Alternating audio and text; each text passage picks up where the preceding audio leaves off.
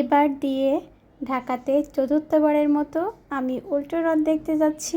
আজ শ্রুতির কিন্তু প্রথম উল্টো রথ দেখা। হ্যালো এভরিওয়ান, কেমন আছেন সবাই? আশা করি ভালোই আছেন, আর আমরাও ভালো আছি।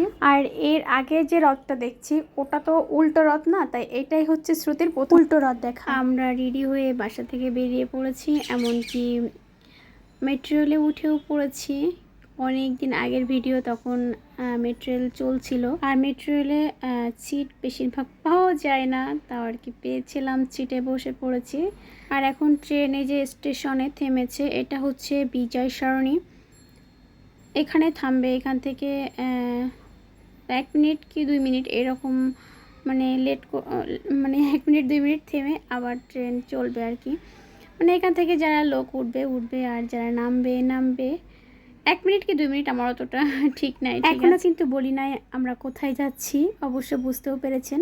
আর ট্রেন থেকে নেমে দেখা হচ্ছে আর বলবো যে আমরা আজ কোথায় এসেছি। ঠিক আছে, এতক্ষণে আপনারা বুঝেও গিয়েছেন অবশ্য।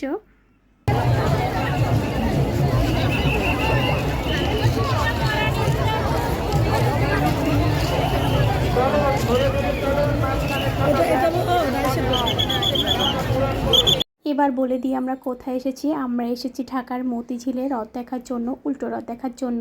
তখন দেখি রথ আর কি, প্রথম রথ এখানে আসবে, সব কিছু প্রিপারেশন চলছে। আর একদিকে প্রসাদ দিচ্ছে।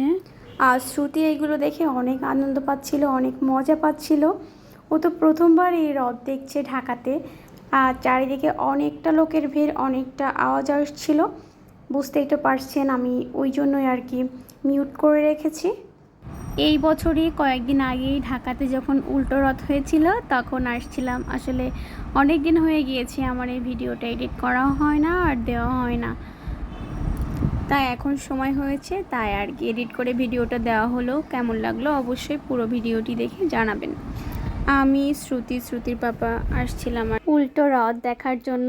অনেক লোক আসছিল, এখানে অনেক লোকের ভিড়। আর হচ্ছে আমি যেন কি একটা বলছিলাম, হ্যাঁ আমারও তো মনে নাই। আর অনেক সাউন্ড আসছিল।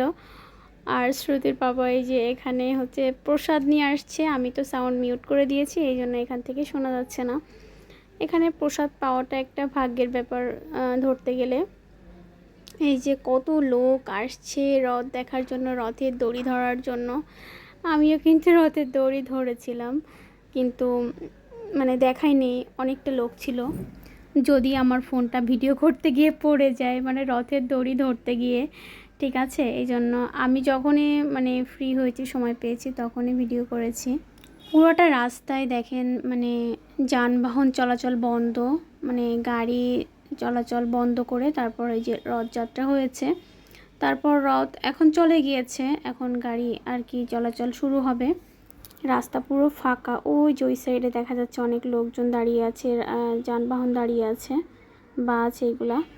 আর শ্রুতির পাপা আমাকে মানে পাশ থেকে বলছিল তুমি এখন লাইভে যাও, মানে এমনি বলছিল, এই জন্য আমি হাসছিলাম। আমি বলছিলাম না এখন লাইভে যাওয়া যাবে না, ফোন পড়ে যাবে, এই জন্য আমাকে এমনিই বলছিল। আসলে আমি তো লাইভে যখন যাবই না।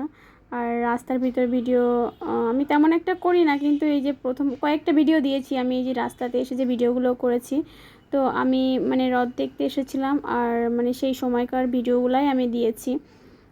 আর হচ্ছে এই যে সব মানে লোকজন, তারপর মানে যারা যারা এই যে আছে, মানে রথ আগে একটা চলে গিয়েছে, ওই রথটা তো দেখা শেষ, আর একটা রথ আসতেছে।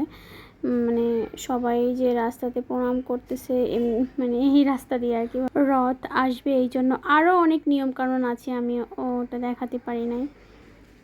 আর হচ্ছে এই যে তো রথ দেখা শেষ, মানে সবগুলো রথ মানে দেখা শেষ হয়ে গিয়েছে। এখন এই যে যানবাহন চলাচল শুরু হয়ে গিয়েছে, লোকজন যার যার মতো চলে যাচ্ছে, আর আমরা এখন বাসায় চলে যাব। এগুলো মনে হয় গ্রাম থেকে আসে না, ওই যে কত সুন্দর সুন্দর। যাওয়ার পথে রাস্তার সাইডে আম, কাঁঠাল, এত সুন্দর শাকসবজি উঠেছিল, ভাবছি একটু ভিডিও করে নিই। আর রথ দেখার যে মুহূর্তটা, মানে পুরো রথটা, মানে ওইটা যে আমি ভিডিও করব, সেই মুহূর্তে আসলে ফোনটা বের করে ভিডিও করা হয়নি, এত লোকজন আর কি, এই জন্য। তারপর এখান থেকে হাঁটতে হাঁটতে চলে আসলাম মেট্রো রেল স্টেশনে। দূরত্বটা বেশি ছিল না, অল্পই ছিল। ট্রেনের জন্য ওয়েট করছিলাম। ট্রেন এখানে ছিল দাঁড়িয়ে, কিন্তু উঠি নাই, কোনো সিট ছিল না। পরে ট্রেনে উঠবো। টাটা।